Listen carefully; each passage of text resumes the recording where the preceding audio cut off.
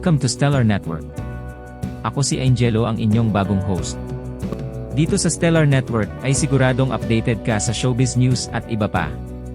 Kaya kung first time mo dito ay mag-subscribe ka na. Sa isang episode ng PBB Gen 11, nagkaroon ng mainit na harapan sina Fayang at Jazz matapos maging prangka sa isa't isa.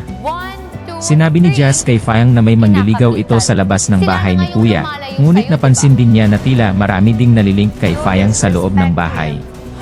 Sa kanyang mga pahayag, tila pinapalabas ni Jazz na malandi si Fayang, dahilan upang magbuwelta ito.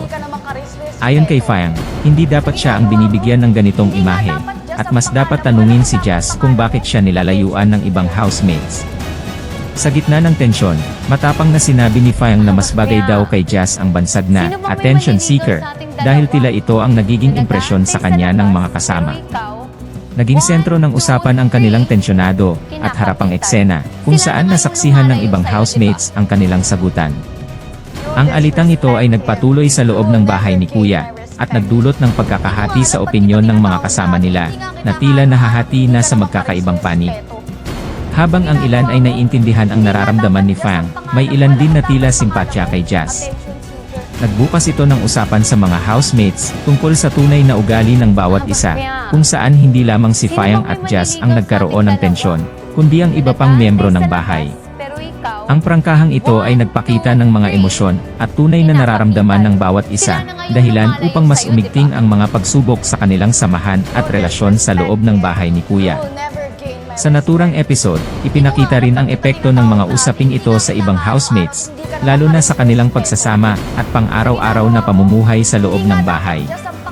Naging mas komplikado ang kanilang dinamika, at maraming tumutok sa magiging resulta ng tensyon sa pagitan ni Fayang at Jazz. Naging mainit ang labanan ng mga fans ni Fayang at Jazz sa social media matapos ang harapang pagtatalo ng dalawa sa isang episode ng PBB Gen 11. Matapos ang direktang akusasyon ni Jazz kay Fayang na may manliligaw ito sa labas, ngunit nalilink din sa mga housemates, bumuelta si Fayang at tinawag na attention seeker si Jazz. Agad na kumalat sa social media ang eksena, at hati ang opinyon ng mga netizens. Ang mga fans ng bawat kampo ay kanya-kanyang depensa sa kanilang idolo, dahilan upang magkaroon ng sagutan at gulo online. Nagpahayag ang ilang supporters ng kanilang pagsang-ayon kay Fayang, ipinagtanggol ang kanyang karapatan na magpaliwanag sa gitna ng mga paratang ni Jazz. May ilan naman na naniniwala sa mga sinabi ni Jazz, na ipinapakita umano ni Fayang ang pagiging malandi sa loob ng bahay. Ang social media platforms gaya ng Twitter at Facebook ay puno ng mga komento at reaksyon mula sa mga taga-suporta ng dalawa, at hindi maiwasang magbangayan ang magkabilang kampo. Sa kabila ng tensyon sa pagitan ng dalawang housemates, patuloy pa rin ang kanilang pakikisalamuha sa loob ng bahay, ngunit nananatiling mapanganib ang kanilang relasyon sa gitna ng mga lumalaking issue. Sa social media, maraming fans ang nagpupursige na protektahan ang kani-kanilang mga manok, kaya't hindi na rin maiwasan ang mga masasakit na salita at kritisismo mula sa mga magkabilang kampo. Nagiging mas matindi ang suporta ng bawat isa, at hindi may kakaila na ang hidwaan na ito ay nagdudulot ng mas malalim na pagkakahati-hati sa kanilang mga tagahanga, habang ang PBB Gen 11 ay nagiging isa sa mga pinakainit na pinag-uusapan online. Sa isang episode ng PBB Gen 11, nagkaroon ng mainit na harapan sina Fayang at Jazz matapos maging prangka sa isa't isa. Sinabi ni Jazz kay Fayang na may manliligaw ito sa labas ng bahay ni Kuya, ngunit napansin din niya na tila marami ding nalilink kay Fayang sa loob ng bahay. Sa kanyang mga pahayag, tila pinapalabas ni Jazz na malandi si Fayang, dahilan upang magbuwelta ito. Ayon kay Fayang, hindi dapat siya ang binibigyan ng ganitong imahe, at mas dapat tanungin si Jazz kung bakit siya nilalayuan ng ibang housemates. Sa gitna ng tensyon, matapang na sinabi ni Fayang na mas bagay daw kay Jazz ang bansag na attention seeker, dahil tila ito ang nagiging impresyon sa kanya ng mga kasama. Naging sentro ng usapan ang kanilang tensyonado at harapang eksena, kung saan nasaksihan ng ibang housemates ang kanilang sagutan. Ang alitang ito ay nagpatuloy sa loob ng bahay ni Kuya, at nagdulot ng pagkakahati sa opinyon ng mga kasama nila, na tila nahahati na sa magkakaibang panig. Habang ang ilan ay naiintindihan ang nararamdaman ni Fayang, may ilan din na tila simpatya kay Jazz.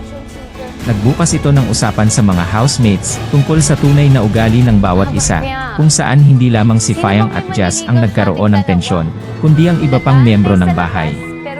Ang prangkahang ito ay nagpakita ng mga emosyon at tunay na nararamdaman ng bawat isa, dahilan upang mas umigting ang mga pagsubok sa kanilang samahan at relasyon sa loob ng bahay ni Kuya. Sa naturang episode, ipinakita rin ang epekto ng mga usaping ito sa ibang housemates, lalo na sa kanilang pagsasama at pang-araw-araw na pamumuhay sa loob ng bahay. Naging mas komplikado ang kanilang dinamika, at maraming tumutok sa magiging resulta ng tensyon sa pagitan ni Fayang at Jazz. Naging mainit ang labanan ng mga fans ni Fayang at Jazz sa social media matapos ang harapang pagtatalo ng dalawa sa isang episode ng PBB Gen 11. Matapos ang direktang akusasyon ni Jazz kay Fayang na may manliligaw ito sa labas, ngunit nalilink din sa mga housemates, bumuelta si Fayang at tinawag na attention seeker si Jazz. Agad na kumalat sa social media ang eksena, at hati ang opinyon ng mga netizens. Ang mga fans ng bawat kampo ay kanya-kanyang depensa sa kanilang idolo, dahilan upang magkaroon ng sagutan at gulo online. Nagpahayag ang ilang supporters ng kanilang pagsang-ayon kay Fayang, ipinagtanggol ang kanyang karapatan na magpaliwanag sa gitna ng mga paratang ni Jazz. May ilan naman na naniniwala sa mga sinabi ni Jazz, na ipinapakita umano ni Fayang ang pagiging malandi sa loob ng bahay.